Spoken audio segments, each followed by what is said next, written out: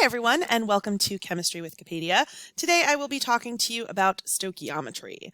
Most of this should be a review, but just in case that we need a couple of refreshers, that is what this is for. Okay. So first off, how do we do stoichiometry? We need a balanced equation. The coefficients of my balanced equation give me the number of moles of each substance, either the moles needed to create product or the moles of product created from reactant. So we use these molar ratios to convert from one substance to another. So if I have 2 moles of one thing and 3 moles of another thing, I can make those into a ratio to convert from that substance to the other substance. All right, so for example, this says how many grams of water can be produced from 1 gram of glucose during cellular respiration. In case you don't remember what the equation for cellular respiration is, we have it right here. All right, so we always start with the information that we're given. So here I know that I have 1 gram of glucose, so 1 gram of C6H12O6. All right, so I'm converting this into grams of water. So to do that, I'm going to need to put it into moles of water, so I can use a mole ratio, which means I need moles of glucose. So the molar mass of glucose is going to be 180.16 grams. So I put that in the denominator to get grams to cancel, and I put 1 mole in the numerator. And then I use my balance equation here. 1 mole of glucose is equal to 6 moles of water. All right, now that I'm in moles of water, I can get to grams of water by multiplying by molar mass. 1 mole of H2O is 18.02 grams of H2O. So I multiply across the top, divide across the bottom, and I get here to 3 significant figures, 0.600 grams of H2O.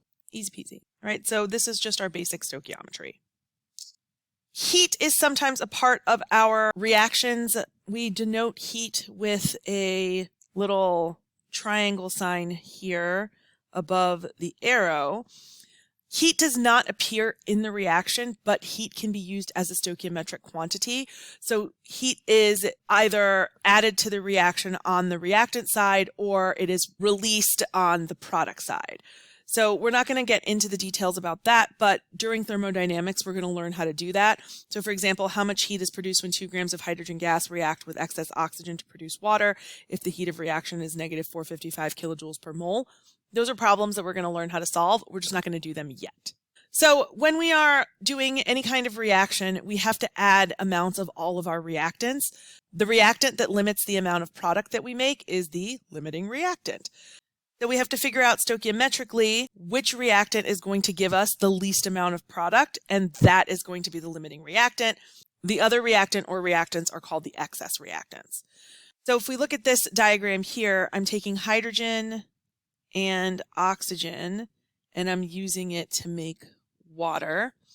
So we want to balance that equation here. So I need twice as much hydrogen as I do oxygen. So if I look at my diagram, these white circles are hydrogen molecules and these red connected circles are oxygen molecules. So we can see here that we can only make 10 water molecules and then we run out of hydrogen. So the remaining 2 oxygen molecules do not react, and so those are in excess. So my limiting reactant here is the H2 and my excess reactant is the O2. All right. Here is an example of this. We are given grams of H2 and grams of O2. So what I can do here is use stoichiometry to figure out how much water I will make from the hydrogen and how much water I will make from the oxygen, and whichever one is smaller, that is going to be the amount of water I can make. Our limiting reactant gives us our theoretical yield. So the theoretical yield is how much I can get from the reactant. And even though it's the maximum amount of product, it's given to us by the limiting reactant. So the excess reactant gives us a larger amount, but we're not going to be able to make that because we run out of one of the reactants, so we can't get that far. So the theoretical yield is the amount of product given to us by our limiting reactant. When we do it in lab, this gives us our actual yield, or we actually can call this experimental yield. So when we're problem solving, the experimental yield has to be given to us, or we have the data to figure it out, but we can't do stoichiometry to figure out what the actual or experimental yield is. All right, and then from that, we can figure out our percent yield, which is how well we did our experiment. You take your experimental yield, what you got, over your theoretical yield, what you were supposed to get, and you multiply it by 100. So according to the law of conservation of mass, we can't get more than the theoretical yield, because if we got more than that, then we would be adding amount that wasn't there to begin with. So if you get over 100% theoretical yield, it's probably because you did something wrong, not because it is actually over 100%. That is not a possibility that can occur. All right, so our yield cannot be greater than 100%. So let's take a look at this example. This kind of incorporates everything that we just talked about. We have 3 grams of titanium reacted with 6 grams of chlorine to form 7.7 grams of titanium 4 chloride in a combination reaction. What's the percent yield? So in order to complete this problem, I'm going to need to figure out what the theoretical yield of the titanium 4 chloride is, because I know what the experimental yield is. That's what's given to me here, because it says that this is formed in the reaction. All right. So the way that I figure out the amount of titanium chloride is by figuring out how much titanium chloride can be made from the titanium metal and how much can be made from the chlorine gas. So to do that, I need some sort of mole ratio, which means I'm going to need a balanced chemical equation. So this says it's a combination reaction. So if it's a combination reaction, then that means that I'm going to take my titanium plus chlorine, and I'm going to make titanium fluorochloride. Titanium is a 4 plus charge, Cl is a -1, so this is going to be TiTl4. And so in order to balance this, I'm going to need to put a 2 in front of the chlorine.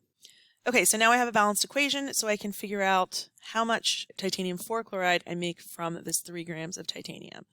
So we're going to need to do 2 stoichiometric equations. So we'll start with titanium. Titanium has a molar mass of 47.87 grams, and that's 1 mole of titanium.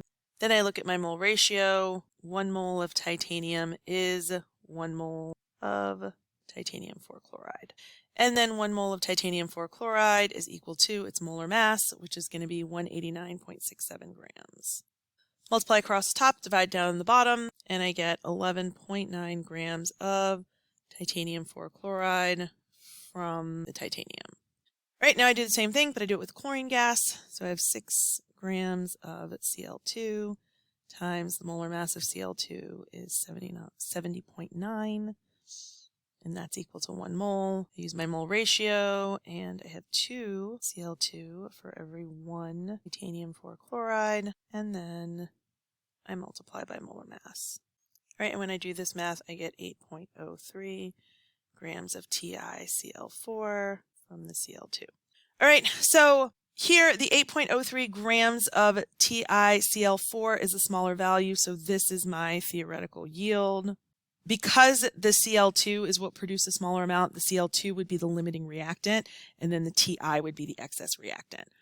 Limiting reactants and excess reactants are not amounts, they are substances. So the yield is 8.03. The limiting reactant is not 8.03. It is what substance gave you the 8.03. So we circle back here to the beginning, and that's going to be the Cl2.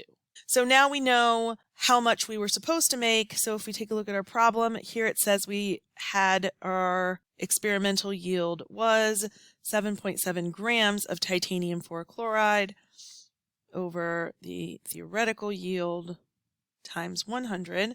And when we do this math to 2 significant figures, we get 96%. So overall, we did a pretty good job with our experiment. Okay, that's our plain old stoichiometry. We can also do gas stoichiometry. So if we are at STP, then I can just use 22.4 liters as 1 mole and use that as a conversion in my dimensional analysis.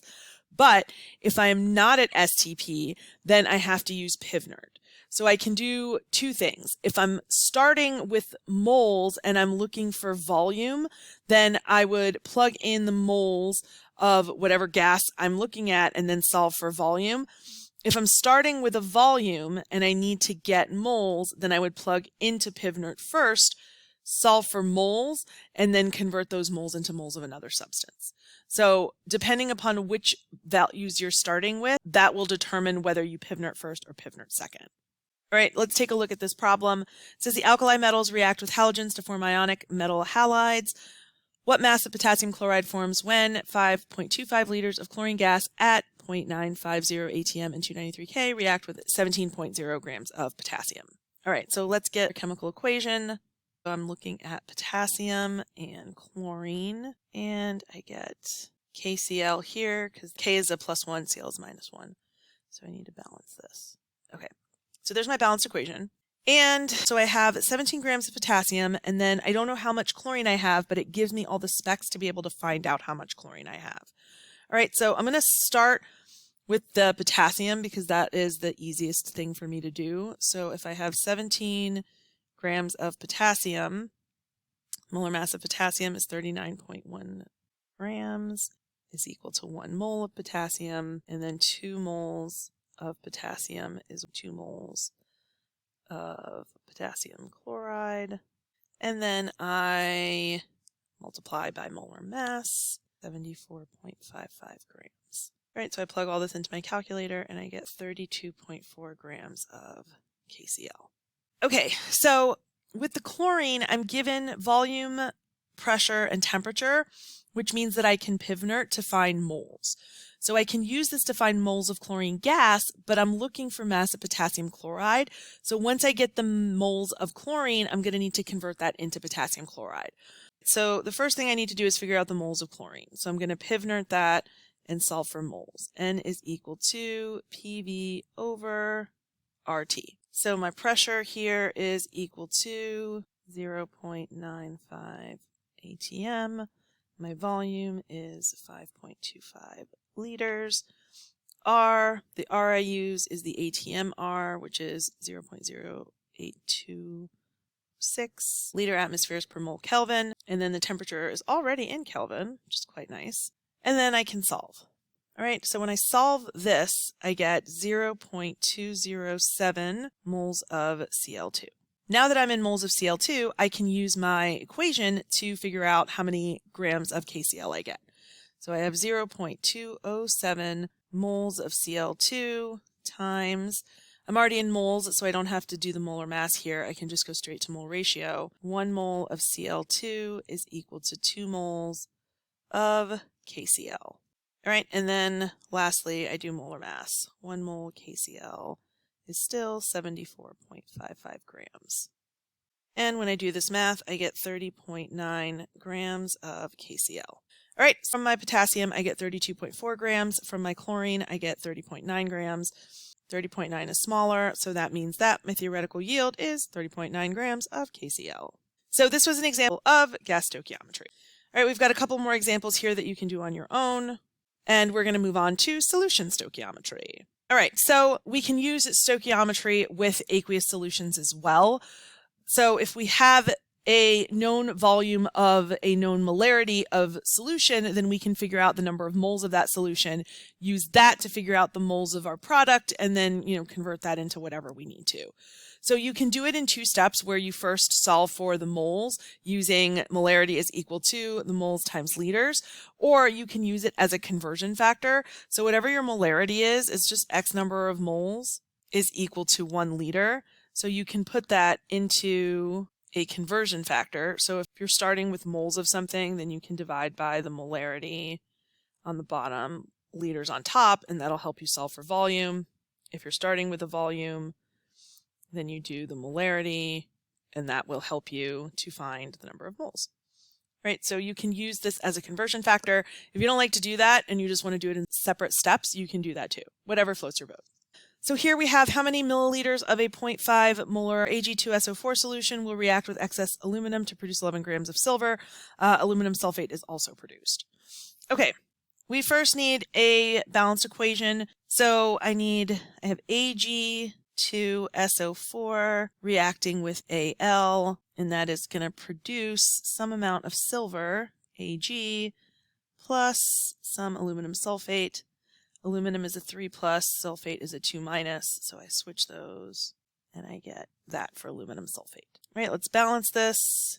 All right, so in this problem, I'm given the amount of product that I want to make, and then I need to figure out what volume of this solution I need to make it. So to figure out the volume of solution, I need to figure out what moles of this substance I need. Once I figure out the moles of substance, I can figure out the volume, no problem. All right, so I'm going to start with 11 grams of Ag times, I need to convert this into moles so I can use the Ag to go to Ag2SO4. So the molar mass of silver is 107.87 grams. That is equal to 1 mole. All right, and then I can use my mole ratio. Ag, I have 6 moles of Ag, and that is 3 moles of Ag2SO4. All right, so now I can solve for moles of Ag2SO4, and then I can do algebra to solve this, or I can just plug it into my equation here. So moles of Ag2SO4, molarity, this just means I have 0.5 moles over 1 liter. So if I'm starting with moles here, I can do 0.5 moles of Ag2SO4 over 1 liter.